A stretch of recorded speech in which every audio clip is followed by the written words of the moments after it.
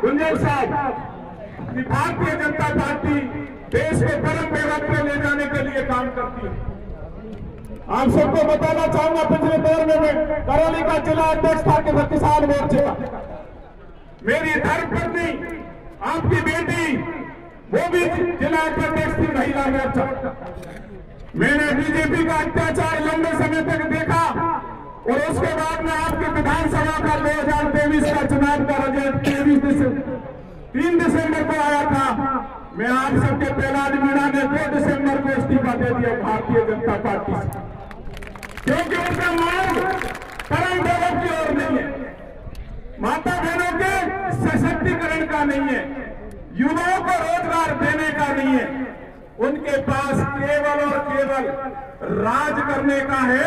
अमित शाह जी बड़े चाणक्य है। जब कोई महात्मा बलात्कार में फंस जाता है और उसके अनुयायी देश के अंदर 50 लाख लोग हैं खान साहब, और जब वोट देने का टाइम आता है तो वो पैरोल पर आ जाते हैं। ये खान का कानून है।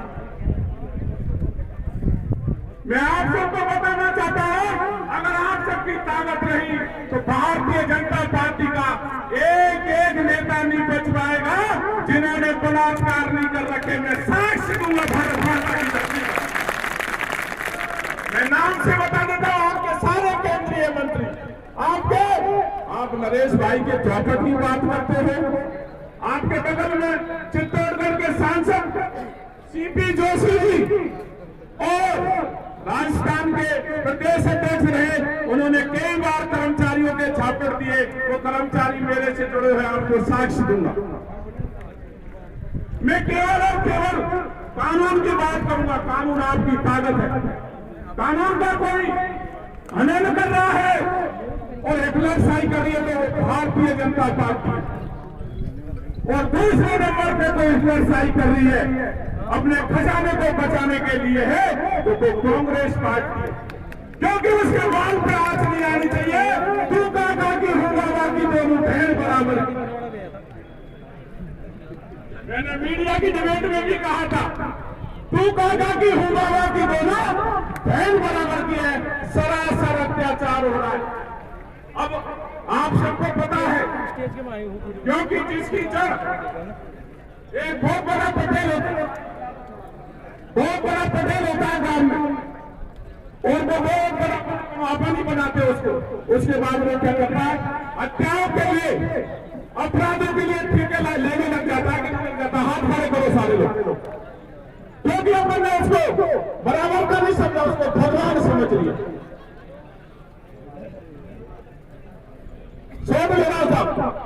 लेकिन आप सबको बताना चाहता हूं कि भारतीय जनता पार्टी से बड़ा कोई अत्याचारी शासन न तो मुगलों का हुआ, न राजाओं का हुआ, न अंग्रेजों का हुआ, न और आर पार चले जाओ किसी का नहीं हुआ।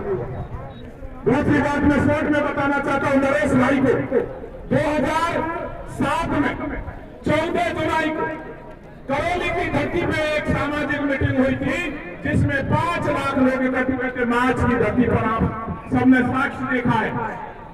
नरेश भाई को मैं इसलिए पहचानता हूं, क्रांतिकारी इसलिए मानता हूं क्योंकि वो 16-17 साल की उम्र में उस मीटिंग में गया, इंकलाब जिंदाबाद, इंकलाब जिंदाबाद।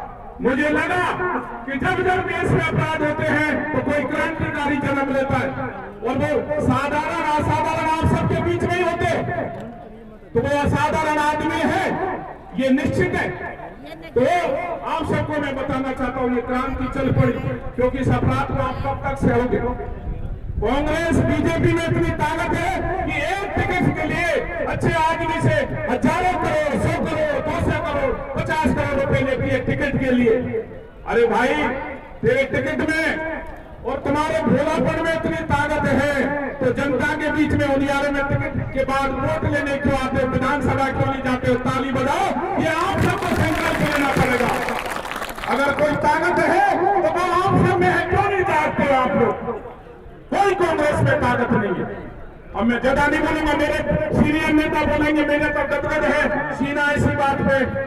भाई संयोजक थे मुकेश जी, प्रहलाद मीणा रात को उगाड़े कपड़े में एसडीएम के यहाँ बैठे।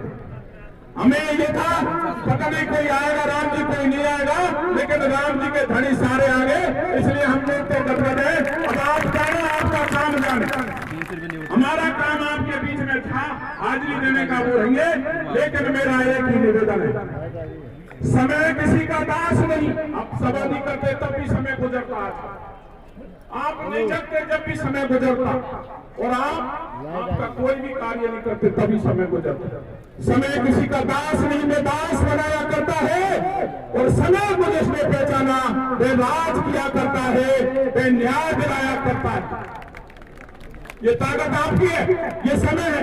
तो आप लोग, मैंने सबकी मंशा ले ली है, 15 तारीख तक आज जो ज्ञापन लगेगा, 15 तारीख तक आप जो 7 लोग जेल के अंदर बंद कर रखे हैं, हाँ कानून का कायदा कोई कहता है तो उन्हें भी जेल जा सकते हैं, लेकिन 15 तारीख तक अगर ये सरकार उनको, मेरे भाइयों को, आपके बेटों को रिहा नहीं करते हैं, तो आप सब 17 तारीख को सम्राटता में एक ऐसी सभा करें। मेरा निवेदन है, विचार आपको तय करेंगे।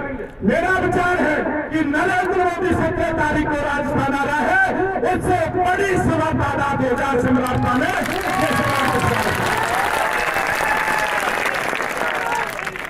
कोई गलत तो नहीं कहा, क्योंकि आपकी ताकत दिखानी है, कानून हाथ में नहीं लेना है, केवल सभा करनी है। हमें ताकत ये देखनी है कि नरेंद्र मोदी में ज्यादा वजन है या हमारे न्याय में वजन है। ये चीज आप सब बिल्कुल विश्वास के साथ रखो, सारे लोग रणनीति बनाएंगे। और मैं जो भी बोला आप सबके लिए बोला, जो भी करूंगा आप सबके लिए करूंगा, नरेश भाई के लिए करूंगा, बहन चित्रा के लिए करूंगा, भाई मुकेश मीणा जो सरपंच है, ऐसा काम मैंने कभी नहीं देखा। आप सबके उससे मैं उस बस्ती को नमन करता हूं जो आपकी लाज के लिए रखी है। जय हिंद, जय भारत।